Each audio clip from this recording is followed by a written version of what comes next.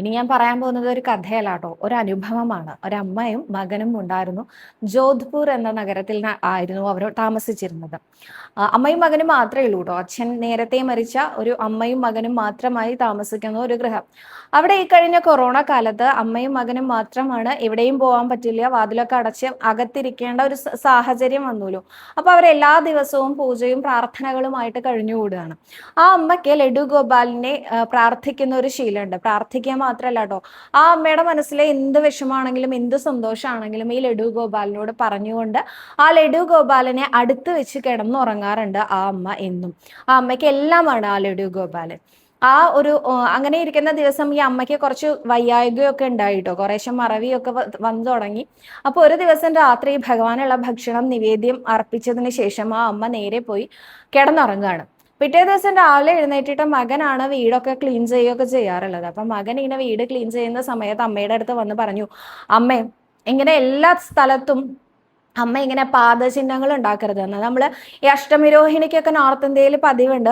North ഇന്ത്യയിൽ മാത്രമല്ല, തമിഴ്നാട്ടിലൊക്കെ നമ്മൾ കണ്ടിട്ടുണ്ട് ഈ കുഞ്ഞു കൃഷ്ണ പാദചിഹ്നങ്ങൾ ഉണ്ടാക്കുന്നത് അല്ലേ. അതേപോലെ കൃഷ്ണ പാദചിഹ്നങ്ങൾ എവിടെയൊക്കെയാണ് അമ്മ അങ്ങനെ പാദചിഹ്നങ്ങൾ ഉണ്ടാക്കി വെച്ചിരിക്കുന്നത്? ഇതൊക്കെ ഞാൻ വേണ്ടേ നേരെയാക്കാനായിട്ട്? അടുക്കളയിലൊക്കെയാണോ അമ്മ പാദചിഹ്നങ്ങൾ ഉണ്ടാക്കുന്നത് എന്ന് ചോദിച്ചു.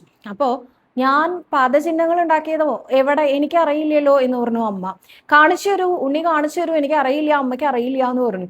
അങ്ങനെ ഈ അമ്മ മകന്റെ കൈയും പിടിച്ച് റൂമിൽ നിന്ന് പുറത്തേക്ക് വരുന്ന സമയത്ത് ആ അമ്മയുടെ ബെഡിന്റെ അവിടം തൊട്ട് തുടങ്ങി ആ പാദചിഹ്നങ്ങൾ ഉണ്ട് കേട്ടോ. അതിങ്ങനെ വന്നിട്ട് നേരെ ഇവര് ഭഗവാനെ ഇരുത്തിയിരുന്ന ആ ഒരു ടേബിളിന്റെ അടുത്ത് വരെയും ആ ചിഹ്നങ്ങളുണ്ട്. ആദ്യം അത് അടുക്കളയിലേക്ക് പോയി, അടുക്കളയിൽ നിന്ന് നേരെ ഈ ഒരു ബെഡ്റൂമിലേക്ക് വന്നതായിട്ടാണ് കാണുന്നത്. അപ്പൊ ഈ ഒരു പാദചിഹ്നങ്ങൾ ആ അമ്മ ഉണ്ടാക്കിയിട്ടേ ഇല്ല. അപ്പോഴാണ് ആ അമ്മയ്ക്ക് ഓർമ്മ വന്നത്, ഞാൻ ഈ ഉണ്ണികൃഷ്ണനെ എന്നും എൻ്റെ അടുത്ത് വെച്ച് കിടന്നുറങ്ങാറുണ്ട്. ഇപ്പോൾ ഇന്നലെ ഞാൻ എന്തോ ഒരു ഓർമ്മയിൽ അല്ലെങ്കിൽ എന്തോ ഒരു മറവിയിൽ ഈ ഉണ്ണികൃഷ്ണനെ എടുത്ത് എൻ്റെ റൂമിലെ എൻ്റെ അടുത്ത് കിടത്തി ഉറക്കാൻ മറന്നുപോയി. ഞാൻ കിടന്നുറങ്ങിപ്പോയി. അപ്പോൾ ഈ ഉണ്ണികൃഷ്ണൻ എന്നെ അന്വേഷിച്ച് എൻ്റെ അടുത്തേക്ക് വന്നതാണ് എന്ന് കരുതിക്കൊണ്ട് ആ അമ്മ ആ പാദചിഹ്നങ്ങൾ ഓരോന്നിലും നമസ്കരിക്കാൻ തുടങ്ങി. ഇന്നും അവർ ആ പാദചിഹ്നങ്ങൾ അതേപോലെ അവരുടെ ഗൃഹത്തിൽ സൂക്ഷിച്ചിട്ടുണ്ടത്രേ.